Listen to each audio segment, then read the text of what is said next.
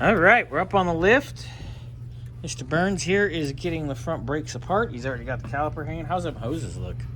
Hoses are okay. Hoses are good? Yeah, hoses are good. Caliper looks good? Yeah, it's a little dirty, but yeah.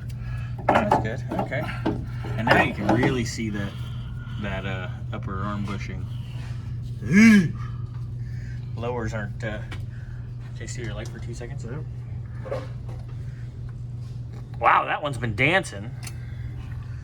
That would be a clunk. Look. Heads up. Oops, sorry. Look, you can see that right there. Oh yeah. It's all shoved over, and there's a big old gap on this side. That bushing's sliding back and forth. Fun! Well, luckily it's the whole arm. The whole arm's like 140 each, which isn't terrible. For arm with ball joints and bushings and everything, brand new. Nice. That's not horrible at all. No.